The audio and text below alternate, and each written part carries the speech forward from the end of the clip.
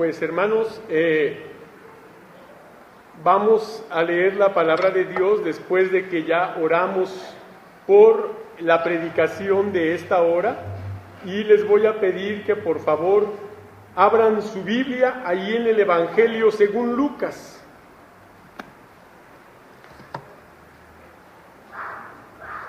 Evangelio según Lucas capítulo 17, por favor.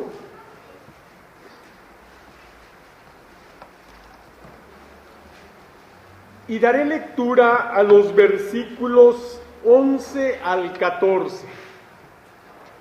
Lucas 17, 11 al 14 dicen de la siguiente manera: Y yendo Jesús a Jerusalén, pasaba entre Samaria y Galilea, y al entrar en una aldea, le salieron al encuentro 10 hombres leprosos, los cuales se pararon de lejos y alzaron la voz diciendo: Jesús, Maestro, ten misericordia de nosotros. Cuando él los vio, les dijo: Id, mostraos a los sacerdotes. Y aconteció que mientras iban, fueron limpiados. Bueno, una vez que hemos orado, voy a pasar directamente al sermón, y este sermón se titula Mientras iban. Mientras iban. La palabra mientras es un adverbio gramatical y hace referencia al lapso temporal en el que pueden suceder una o muchas cosas. Por ejemplo, mientras regreso, haz esto o aquello. Mientras llega la hora, vamos aquí o allá. ¿Qué está sucediendo en tu vida cristiana mientras tratas de servir al Señor? La realidad es que muchas cosas pueden suceder mientras intentamos realizar lo que el Señor nos mandó, ya que aunque puede haber en cada uno de nosotros el sincero deseo de obediencia, también Satanás obstaculiza el camino para impedirnos hacer la voluntad divina. Y digo esto porque con frecuencia los hermanos en la iglesia se desaniman y quieren abandonar el trayecto de responsabilidades que el Señor les dio. Y esto hace muy necesario que analicemos lo que tal vez, y repito, lo que tal vez pudo sucederle a estos 10 leprosos y cómo aplicarlo a cada uno de nosotros.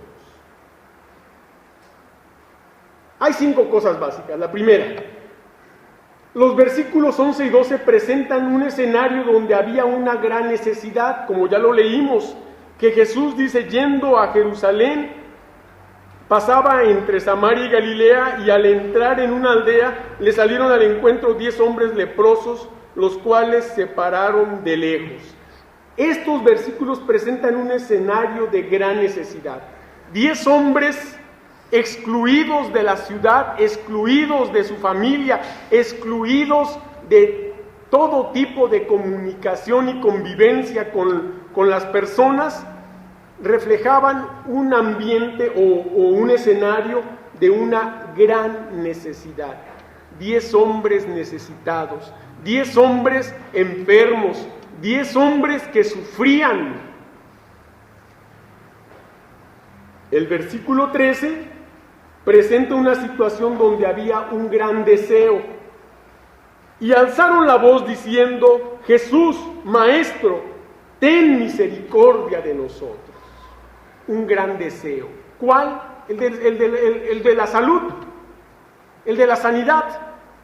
¿Por qué aquellos clamaban a Jesús, no a cualquier otro? Porque ya Jesús era conocido, ya Jesús se había hecho muy famoso por sus por sus grandes señales y milagros que estaba realizando, y aquellos 10 leprosos que tenían una gran necesidad, ahora había en ellos un gran deseo, una gran esperanza. El versículo 14 en su primera parte presenta una amorosa mirada y una imperiosa orden. Cuando Él los vio, les dijo: id, mostraos a los sacerdotes. Primeramente Jesús los ve, y los ve con una gran diferencia de cómo los veía la sociedad, los sacerdotes, los líderes religiosos. Los vio con amor. Hasta entonces la mirada que todo el mundo les tenía a estos hombres era de desprecio o, en su defecto, de lástima. Pero necesitaban que los miraran con amor, y Cristo hizo eso. Él los ve con amor, pero una vez que los ve con amor, les da una orden imperiosa: id, mostraos a los sacerdotes. Es interesante que después de la mirada llena de amor de Cristo, venga una orden imperiosa. ¿Por qué? A Cristo no le importó si eran judíos. Recuerde que había entre ellos un samaritano, y Jesús lo sabía, pero Jesús los vio como son, como seres humanos, como obra de su creación. Y hay una frase muy bonita de un escritor norteamericano que ya murió, que se llama Walt Whitman, o se llamaba Walt Whitman, y me gusta esta frase porque dice: cuando conozco a alguien, no me importa si es negro o blanco, judío o musulmán, me basta saber con que es un ser humano. Me basta saber que es un ser humano. Y eso es lo que Cristo vio: 10 seres humanos enfermos. En ese momento, hasta entre ellos, las diferencias de raza ya no existían. Eran 9 judíos enfermos y un samaritano enfermo que se habían unido en su desgracia. Y Cristo así los vio, como seres humanos necesitados. Entonces, el versículo 14 en su primera parte nos presenta una amorosa mirada y una imperiosa orden. Pero ¿qué nos presenta el versículo 14 en su segunda parte, que es en donde nos vamos a detener? Bueno, el versículo 14 en su segunda parte presenta una hermosa acción. Mientras iban. Y aconteció que mientras iban. ¿Qué es lo que aconteció mientras iban, hermanos? Antes de llegar fueron limpiados. Ese es el resultado final. Mientras iban, aunque la Biblia no lo dice, nos podemos suponer muchas cosas. Porque en la experiencia como pastor ya me ha tocado ver esto de lo que voy a decir. Mientras iban, ¿qué pudo suceder? Bueno, primeramente, y esto aunque la Biblia no lo dice, es seguro. Seguro que hubo disposición. ¿Qué es la disposición? Bueno, la disposición es la aptitud que nos permite realizar algo. Y había disposición, si no, ni siquiera le hubieran dicho a Cristo: acá estamos, Señor, ayúdanos. Hubo disposición, pero también hubo obediencia, porque les dijo: id, mostraos a los sacerdotes, y aquellos hombres obedecieron, fueron, y mientras iban hubo disposición y obediencia. Por eso Filipenses nos dice allá en el capítulo 2 algo muy hermoso que ahora tiene mucho sentido. Filipenses capítulo 2, versículo 27 dice de la siguiente manera,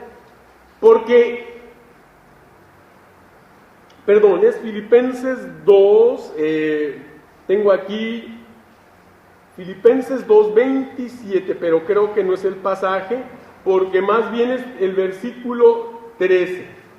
Filipenses 2:13. Porque Dios es el que en vosotros produce así el querer como el hacer por su buena voluntad. Eso es lo que estaba pasando con aquellos 10 leprosos. Dios había puesto en ellos no solo el querer, sino el hacer, o sea, la disposición y la obediencia.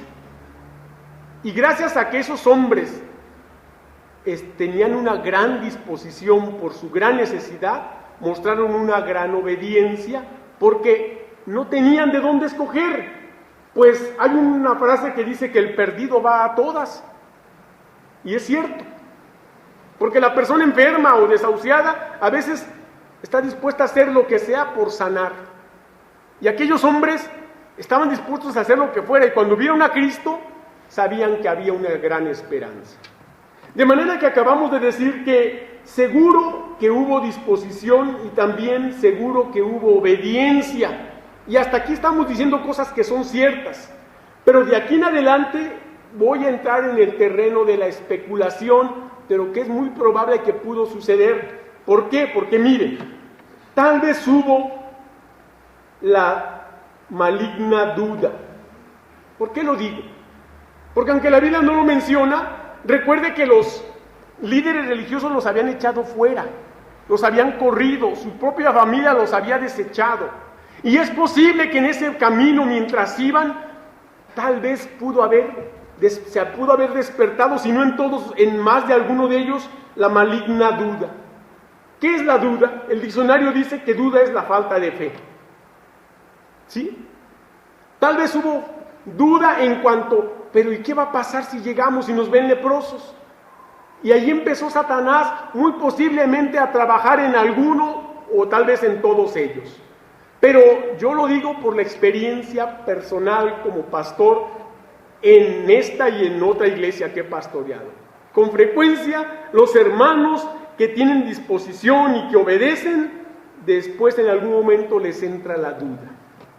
La duda de que si están haciendo bien las cosas, la duda si realmente son los adecuados para tal o cual cargo, la duda de si realmente Dios está contento con su servicio. Pero recuerde que la duda no proviene de Dios. La duda es una herramienta de las que Satanás se vale para afectar al cristiano en su servicio. Por eso Efesios 4:27 nos dice algo muy importante. Efesios 4:27, vea lo que dice con la Biblia. Ni deis lugar al diablo, porque es Satanás el que pone duda en el corazón de los creyentes. Es Satanás el que siembra duda en los cristianos para que empiecen a tener o que su fe empiece a flaquear. Pero, ¿qué más pudo haber habido? Pues sí, volvamos allá a Lucas para decir que tal vez hubo una gran preocupación. Y sí, cuando hay duda, entonces lo que sigue es la preocupación. Porque ya cuando Satanás sembró duda en mí, entonces vienen muchas preocupaciones. Ah, caray. Bueno, a lo mejor va a pasar esto. A lo mejor el pastor se va a molestar. A lo mejor los hermanos de la iglesia me van a criticar. Y empieza a haber preocupación, y la preocupación, como su nombre lo dice, es una ocupación previa en las cosas que todavía ni siquiera suceden. Y es un sentimiento que desgasta, es un sentimiento que corroe el ánimo de la persona y lo desgasta. De manera que si tal vez hubo duda, lo que sigue es que tal vez hubo una gran preocupación. Pero, ¿qué dice Lucas capítulo 12, versículo 11? Vean lo que dice Lucas 12, 11. Y Lucas 12, 11 dice: cuando os trajeren a las sinagogas y ante los magistrados y las autoridades, no os preocupéis por cómo o qué habéis de responder o qué habéis de decir. ¿Qué le parece? Aquí Cristo está hablando de aquellos tiempos en los cuales el hombre va a tener que confesar su fe ante autoridades en los tiempos venideros. Y nosotros no tendremos ni siquiera oportunidad de preparar un sermón o un bosquejo. Voy ante el presidente, voy a preparar un sermón y le voy a predicar. No. A lo mejor nos van a tomar y a ver, ven. Y vas cuando llegue la persecución a los cristianos, vamos a tener que, ante autoridades, tener que hacer una defensa de nuestra fe con mansedumbre, como dice la palabra del Señor. Y en ese momento dice la Biblia que nos será dado. Pero qué interesante que este pasaje aplica muy bien, porque el Señor nos mandó a la sinagoga, ante los magistrados y las autoridades, dijo, id y mostraos a los sacerdotes.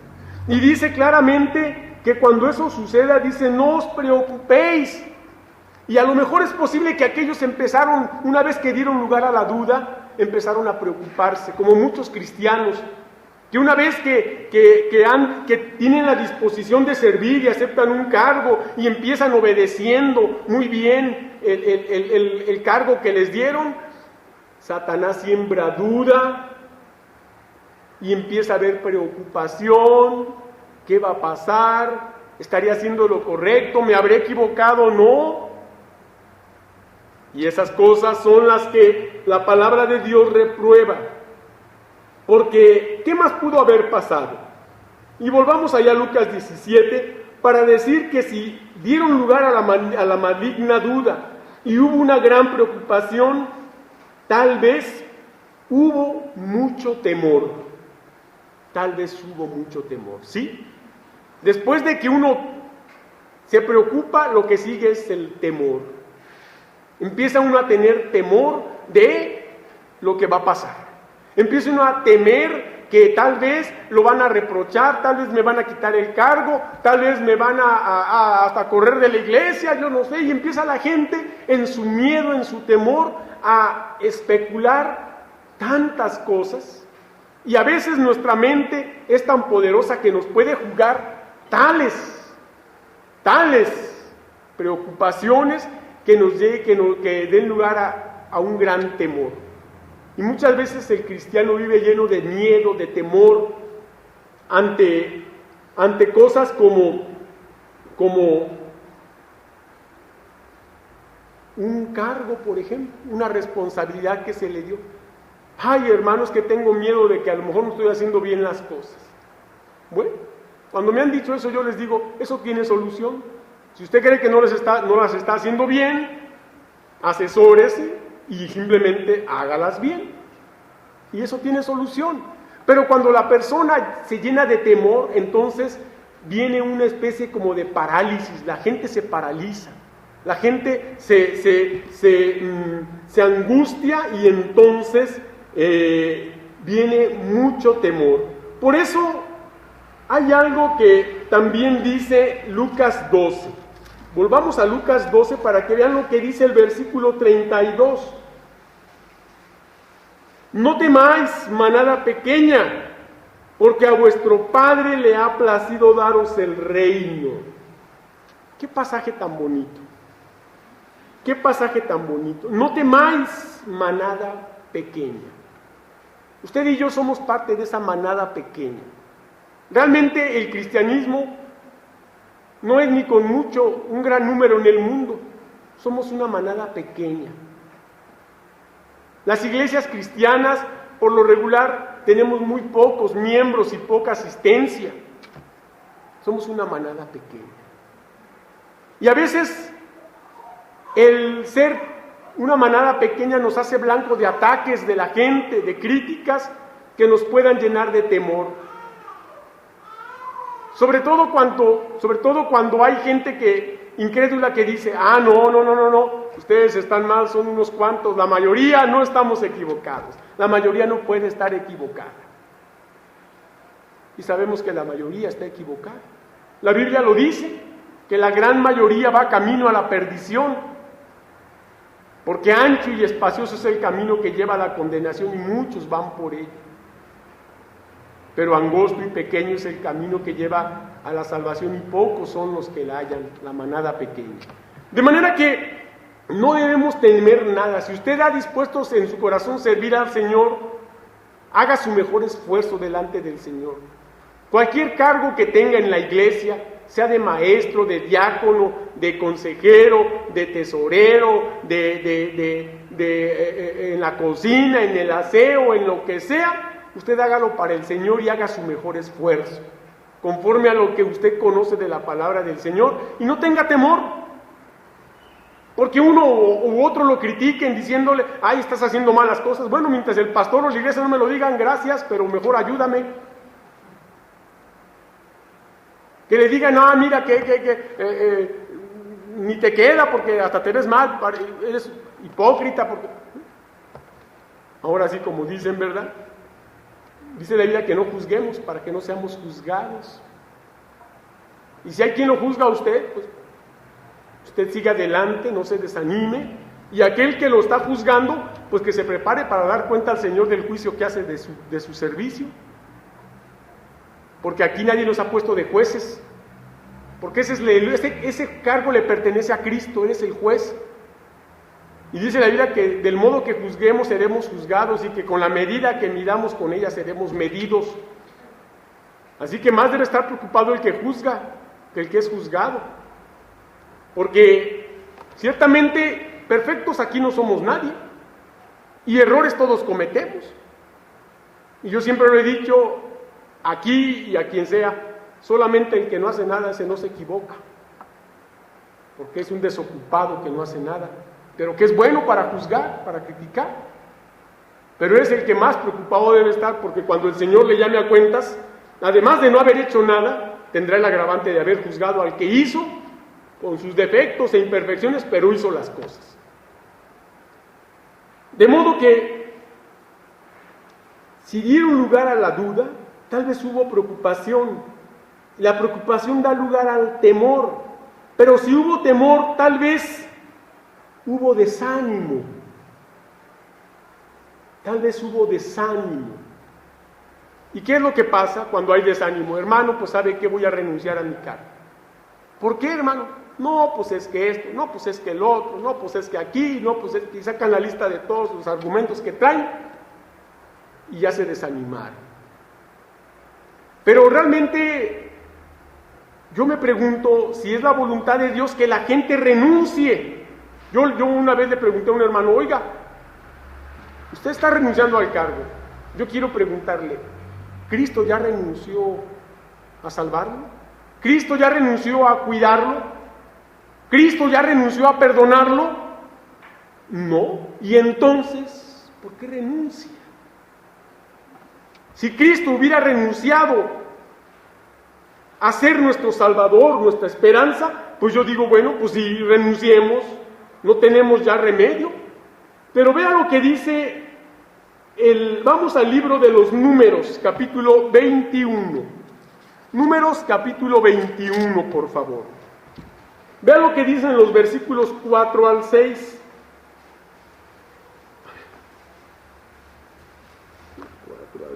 Después partieron del monte de Hor, camino del Mar Rojo, para rodear la tierra de Edom, y se desanimó el pueblo por el camino, y habló el pueblo contra Dios y contra Moisés. ¿Por qué nos hiciste subir de Egipto para que muramos en este desierto? Pues no hay pan ni agua, y nuestra alma tiene fastidio de este pan tan liviano. Y Jehová envió entre el pueblo serpientes ardientes que mordían al pueblo, y murió mucho pueblo de Israel. ¿Qué le parece? La consecuencia del desánimo. En primer lugar, el desánimo molesta al Señor, indigna al Señor, porque Él nunca se ha desanimado a atendernos y ayudarnos. Y en segundo lugar, habrá consecuencia.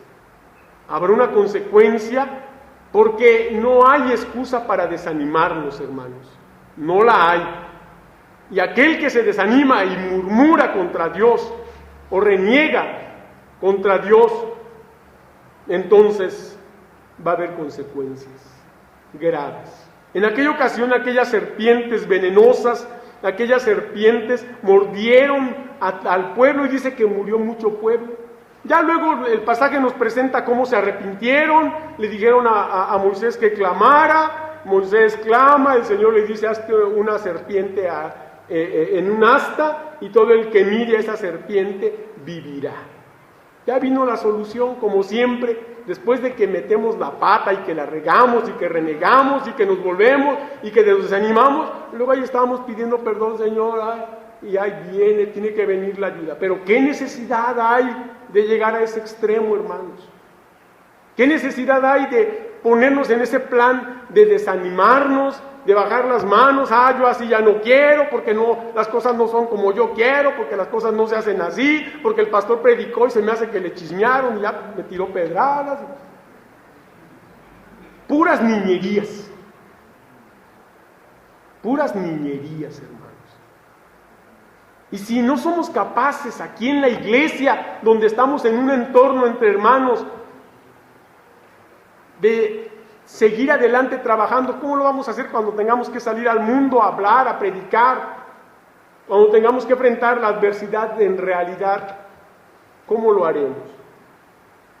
Bueno, si tal vez hubo desánimo, entonces tal vez se vieron tentados a renunciar y desertar. Ciertamente todo esto la Biblia no lo dice, pero conociendo la condición humana, que somos el mismo ayer, hoy y por los siglos, es muy común que tal vez se vieron con el deseo de desertar, de renunciar. Por eso hay un pasaje en Hebreos. Vayamos a Hebreos, por favor, allá en el capítulo 10. Hebreos 10, por favor, y vea lo que dicen los versículos 38 y 39. Hebreos 10, 38 y 39, que dice: mas el justo vivirá por fe, y si retrocediere, no agradará a mi alma. Pero nosotros no somos de los que retroceden para perdición, sino de los que tienen fe para preservación del alma. ¿Qué le parece? Nosotros no somos de los que retrocedemos. Ahora sí, como dice la frasecita, ¿verdad? Ni para agarrar vuelo. Porque hay hermanos que se la pasan agarrando vuelo, pero como el cangrejo, nomás para atrás. Desanimándose, y entre que agarran vuelo, ya cuando se dan cuenta ya están en el fondo. Ya no avanzaron nada, sino retrocedieron cada vez que pretendían agarrar vuelo. Fíjese lo que hemos dicho. Seguro que hubo disposición, seguro que hubo obediencia, tal vez hubo duda, tal vez hubo gran preocupación, tal vez hubo mucho temor, tal vez se desanimaron, tal vez se vieron tentados a renunciar y desertar. Aquí es donde Satanás trabaja, hermanos. Aquí es donde Satanás trabaja, y una ilustración muy bonita que se refiere a Satanás dice o se cuenta de un agnóstico. El agnóstico es quien niega la existencia de Dios, o sea, un incrédulo, pues, y un ateo. Un agnóstico decía: yo no creo en el diablo, pues jamás me lo he encontrado.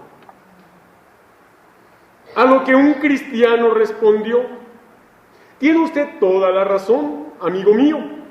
No se lo ha encontrado ni se lo encontrará, pues nadie puede encontrarse con aquel que va en su misma dirección. Pero vaya en dirección contraria y verá cómo no solo se lo encuentra, sino batallará con él. Y esa es la verdad. Esa es la verdad, que esta ilustración confirma lo que hemos dicho. Pero hay algo más que tal vez pudo haber pasado. Tal vez hubo la oportunidad de reflexión. Tal vez hubo la oportunidad de reflexión y decir: bueno, está bien. Tal vez tenemos mucho miedo y tal vez nos estamos desanimados y ya queremos regresarnos. Bueno, pero ¿y qué perdemos? No perdemos nada, total, ya nos echaron fuera, que nos echen otra vez, pues ¿cuál es la diferencia? Mejor es posible que reflexionar. Y la reflexión es muy bueno, hermanos, en momentos en los que usted está por desanimado y está a punto de dejar los cargos y está a punto de renunciar a la iglesia o de decir ya me vuelvo al mundo porque ahora que soy cristiano más problemas tengo, y dese el tiempo de reflexión, dese un tiempo de reflexión, porque seguramente Dios hablará a su corazón, porque seguramente el Espíritu Santo le convencerá de lo correcto. Pero si hubo reflexión, tal vez entonces retomaron la firme decisión de seguir. Vamos, total, tenemos mucho que ganar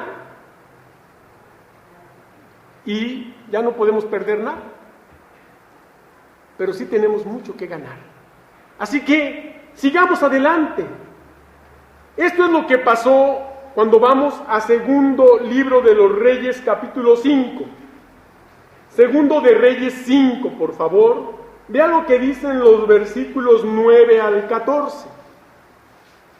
Segundo de Reyes 5, 9 al 14 dice: y vino Naamán con sus caballos y con su carro, y se paró a la puerta de la casa de Eliseo. Entonces Eliseo le envió un mensajero, diciendo: ve y lávate 7 veces en el Jordán, y tu carne se te restaurará y serás limpio. Y Naamán se fue enojado, diciendo: he aquí yo decía para mí, saldrá él luego y estará en pie, y estando en pie invocará el nombre de Jehová su Dios, y alzará su mano y tocará el lugar y sanará la lepra. Habana y Farfar, ríos de Damasco, ¿no son mejores que todas las aguas de Israel? Si me lavare en ellos, ¿no seré también limpio? Y se volvió y se fue enojado. Mas sus criados se le acercaron y le hablaron diciendo: Padre mío, si el profeta te mandara alguna cosa, ¿no la harías? Una gran cosa, ¿no la harías? ¿Cuánto más diciendo: lávate y serás limpio? Él entonces descendió y se zambulló 7 veces en el Jordán, conforme a la palabra del varón de Dios, y su carne se volvió como la carne de un niño, y quedó limpio. Todo gracias a que tal vez hubo reflexión y tal vez tomaron la decisión de seguir adelante. Pero algo más aconteció mientras iban. Y esto sí es seguro que aconteció. Lo seguro es que hubo la indispensable fe o convicción. Hubo fe y convicción. De otra manera no le hubieran pedido al Señor ayuda. De otra manera no hubieran aceptado lo que les dijo y no hubieran obedecido. Fe y convicción, que es lo mismo, sí hubo. Por eso Hebreos nos lo pone de una manera que todos conocemos allá en Hebreos 11. Hebreos 11 dice en el versículo 1: es pues la fe la certeza de lo que se espera y la convicción de lo que no se ve. Versículo 6: pero sin fe es imposible agradar a Dios, porque es necesario que el que se acerca a Dios crea que le hay y que es galardonador de los que le buscan. Eso es seguro que sí hubo, hermanos. Hubo fe o convicción. Pero el versículo 14 en su tercera parte presenta la favorable respuesta divina a la fidelidad probada de los creyentes. Pues dice el versículo 14 en Lucas 17:14, parte C: y fueron limpiados. Fueron limpiados. ¿Limpieza de qué tipo? Bueno, física, mental, emocional y espiritual. Por eso Cristo Jesús dijo una vez a sus discípulos: ya vosotros estáis limpios por la palabra que os he hablado. Ya vosotros estáis limpios por la palabra que os he hablado. Si has escuchado la palabra de Dios, la has creído y la has recibido, Él ya te ha limpiado. No tienes motivo, excusa o argumento para desanimarte y renunciar a nada, porque el Señor no lo ha hecho contigo. Después de analizar la hipótesis de los supuestos que pudieron darse en aquellos leprosos, debemos humildemente y con sinceridad delante de Dios reconocer si algo de lo expuesto nos ha pasado, nos está pasando o está por sucedernos. Dios sabe que ante la encomienda que Él nos ha dado, Satanás tratará por todos los medios posibles de desanimarnos mientras vamos adelante, por lo cual Dios nos dice en su palabra lo siguiente: por tanto, nosotros también, teniendo en derredor nuestro tan grande nube de testigos, despojémonos de todo peso y del pecado que nos asedia, y corramos con paciencia la carrera que tenemos por delante, puestos los ojos en Jesús, el autor y consumador de la fe. Y termino con una frase que dice: las cosas que te pueden suceder mientras sirves al Señor son las mismas que te deben motivar para acabar la tarea del Señor. Que Dios les bendiga, hermanos, y pasamos a la cena del Señor.